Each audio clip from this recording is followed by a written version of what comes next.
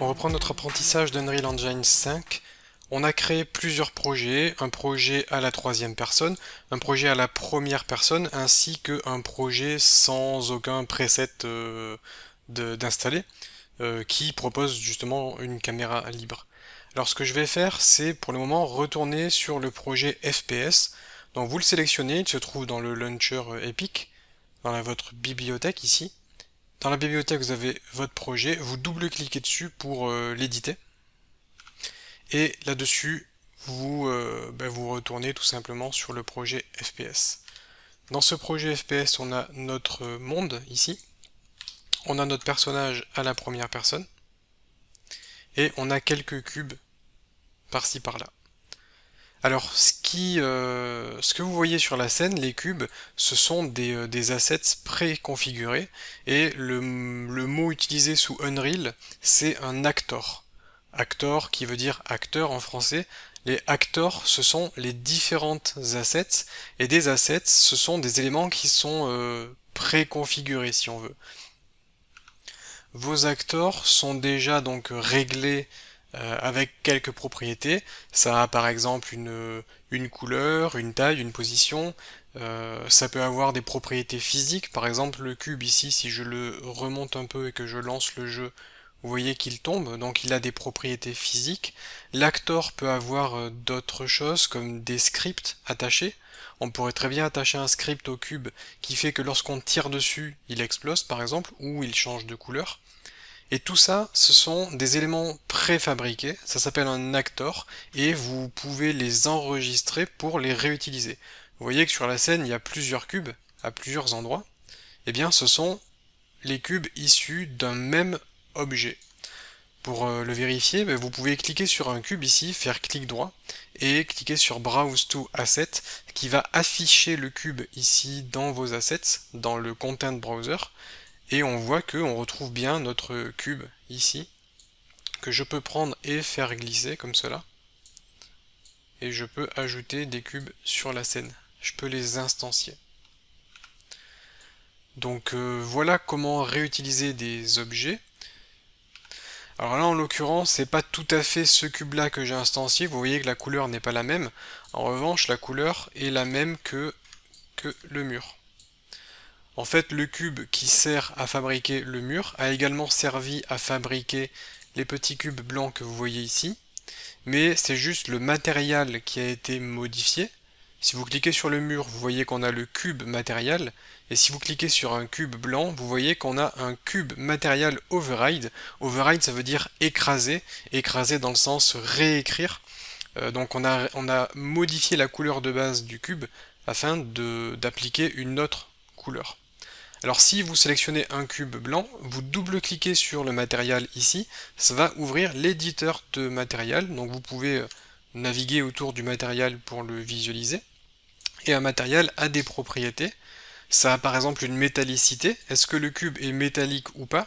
Vous voyez que si je rends le cube très métallique, on va commencer à voir tous les reflets de l'environnement. Donc là, j'augmente la valeur de la métallicité.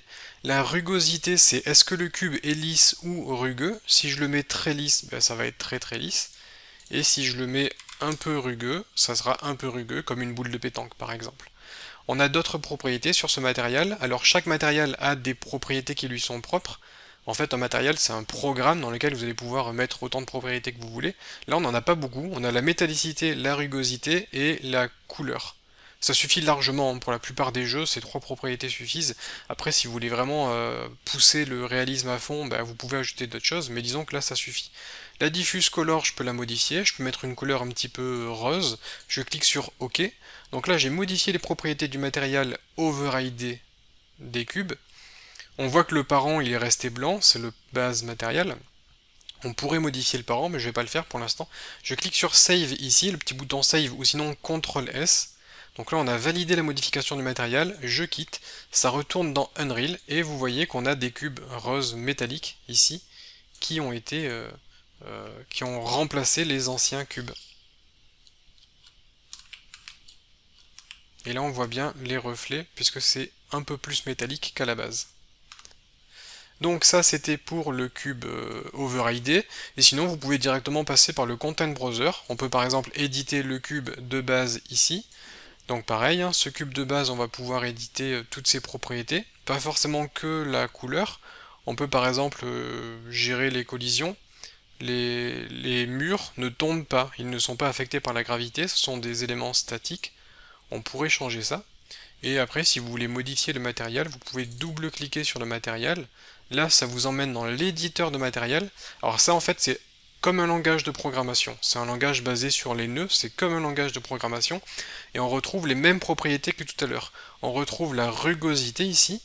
Donc la rugosité qui a une valeur de 0,7, qu'on pourrait modifier par là. Et on voit qu'on a le base color, qui est la couleur de base ici. On peut la modifier directement ici, si je clique ça m'ouvre le color picker, mais on peut également double-cliquer ici sur le base color, et là vous avez la possibilité de changer la couleur du cube, et on peut mettre quelque chose de turquoise par exemple. Je clique sur OK, et puis là vous pouvez sauvegarder vos modifications. Ça va changer le matériel pour appliquer, pour répercuter votre manipulation sur l'ensemble des éléments de la scène qui utilisent justement ce matériel. Donc là, je quitte, et vous voyez que tous les cubes ont été colorés de la couleur que j'ai indiquée. Alors voilà le principe d'un actor. Un actor, c'est quelque chose qui est préconfiguré, que vous pouvez réutiliser autant de fois. Vous voyez, je peux faire glisser autant de fois les cubes que je souhaite ici. Et l'avantage d'utiliser un actor, de créer un actor, c'est que si jamais vous vous êtes trompé, ou si jamais vous voulez modifier votre scène, par exemple, imaginons que tout ceci ce soit un décor qui se passe en hiver, tous les assets sont tout blancs à cause de la neige. Si vous avez décidé de changer d'avis au dernier moment et que ça doit se passer en automne, et qu'il faut une couleur plutôt orangée, eh bien vous pouvez modifier directement l'actor de base, ce qui va se répercuter sur l'ensemble des actors, et vous n'aurez pas à faire la modification un par un, ce qui serait beaucoup trop fastidieux. Donc je vais vous montrer comment on crée un actor. Je vais cliquer sur Create Shape et je vais créer un cube. Là vous voyez que le cube, eh bien, il est tout blanc. Il n'y a pas de matériel particulier. Si je lance, le cube n'est pas affecté par la gravité, parce que de base, il n'y a aucune gravité qui s'applique. Donc là, j'ai juste créé un cube.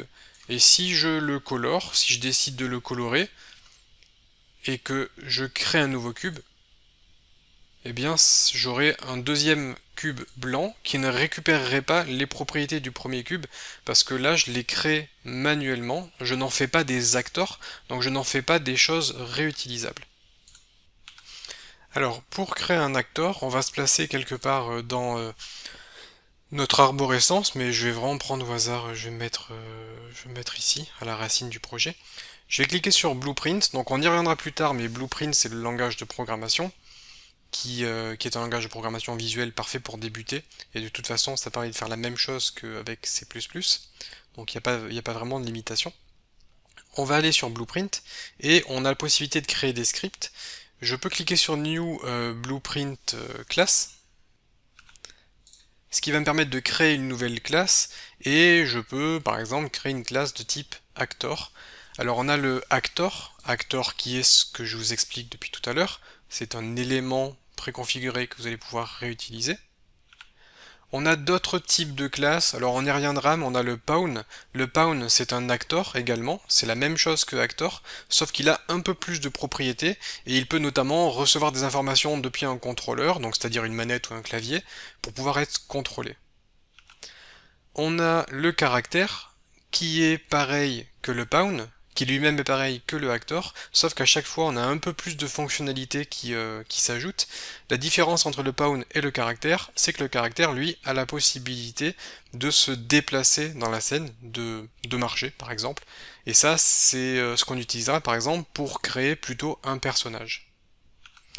On a d'autres éléments, le player controller qui lui est un type qui va permettre de contrôler un pawn, donc on va donner la possibilité à un joueur de contrôler un pawn, et on peut mettre en place des mécaniques de gameplay, par exemple avec un écran partagé avec deux joueurs qui joueraient en même temps sur une même scène, sauf que chaque joueur contrôlerait son propre personnage.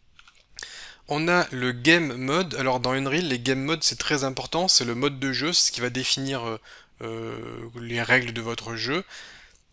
Vous créez un Game Mode. Dans ce Game Mode, vous allez avoir plein de paramètres. Par exemple, quel est le personnage principal? Donc, quel est le personnage principal? Au préalable, vous aurez créé un caractère que vous pourrez associer au game mode. Et dans les paramètres de Unreal, je vous avais déjà présenté le menu Settings, vous pourrez ajouter votre game mode, votre propre game mode, qui aura ces caractéristiques. Et lorsque vous lancerez le jeu, par exemple, l'utiliser le personnage par défaut de Unreal, vous pourrez dire dans votre game mode que vous voulez utiliser votre propre personnage. Et lorsque vous lancerez le jeu, ça utilisera le personnage que vous aurez défini. Vous avez ensuite le Actor Component et le Scene Component, c'est la même chose, sauf que le Actor Component, c'est quelque chose qui va pouvoir s'accrocher à un actor, et le Scene Component, c'est quelque chose qui va pouvoir s'accrocher à une scène. Et comme le nom l'indique, ce sont des components, donc des composants. Les composants, souvenez-vous, c'est ce qu'on voit notamment à droite ici. On a le composant Mesh qui permet d'avoir un Mesh, donc c'est-à-dire un modèle 3D. On a le composant matériel qui permet d'ajouter un matériel. On a le composant physique qui permet d'ajouter de la physique. En fait, les composants sont des fonctionnalités que vous allez pouvoir ajouter à vos objets. Et le but de créer vous-même un actor component, c'est de créer votre propre component avec des caractéristiques, mais qui sera réutilisable, qui pourra être réutilisé sur différents actors. Bon, on va créer un actor, puisqu'à la base on était venu dans ce menu pour créer notre propre actor. Je clique sur actor. Ici, je vais l'appeler New Blueprint Actor Cube. Par exemple, je clique sur Save, ça enregistre. Automatiquement, ça m'ouvre une fenêtre, mais ça n'a pas quitté Unreal. Hein. Unreal est toujours derrière. Mais automatiquement, ça m'ouvre une fenêtre avec toutes les caractéristiques de mon acteur. Alors pareil, hein, ne vous inquiétez pas si ça semble complexe. Effectivement, il y a des tonnes et des tonnes d'informations, mais Unreal, c'est un logiciel qui existe depuis des dizaines d'années. Donc c'est normal que à force, au fur et à mesure des années, il y ait beaucoup de fonctionnalités qui se soient ajoutées. Mais ne soyez pas impressionnés par l'interface. Ignorez tout simplement pour l'instant l'interface et on se concentre juste sur l'essentiel qui fait qu'on va pouvoir créer notre jeu. Alors par exemple, je veux créer mon propre cube actor. Bon, ben je vais aller dans les components par exemple, j'ai un bouton add qui va me permettre d'ajouter quelque chose. Je clique ici et là je vais rechercher cube. Ok, je peux ajouter le cube. Et là, c'est cube, je vais l'appeler mon cube. Et donc, j'ai bien créé mon propre cube qui est un actor.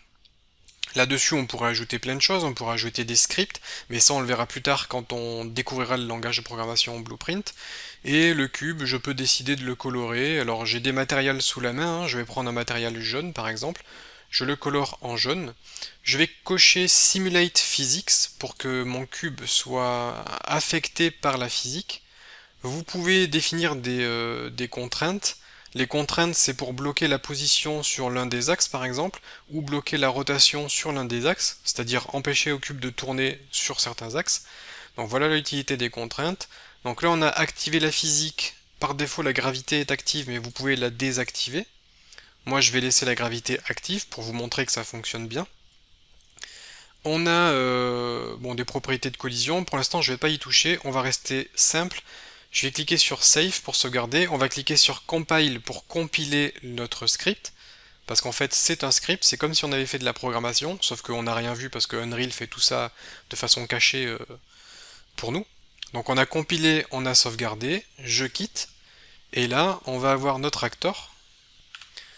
Dans les blueprints ici, j'ai le New Blueprint Actor Cube que je viens de créer et que je peux placer sur la scène tout simplement et réutiliser autant de fois que je le souhaite, comme ceci.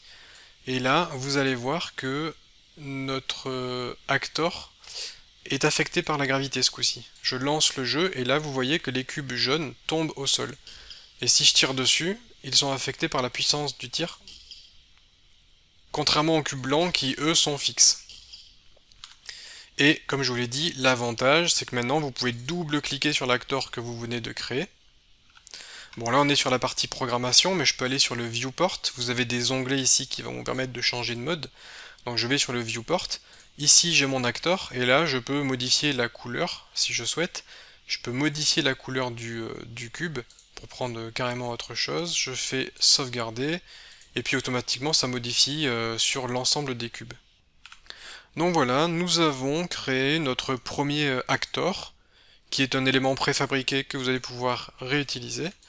Pour l'instant, ça reste très très simple, hein, c'est juste un cube, mais vous avez vu comment se passe la création d'un actor et quel est l'intérêt d'utiliser ça. C'est vraiment important de bien comprendre puisque c'est la base de Unreal, hein, pouvoir réutiliser des choses pour se faciliter la vie et aller plus vite par la suite. Voilà à peu près ce que j'avais à dire dans cette vidéo. Si vous avez bien assimilé toutes ces notions, on peut passer à la prochaine vidéo dans laquelle on va continuer notre apprentissage.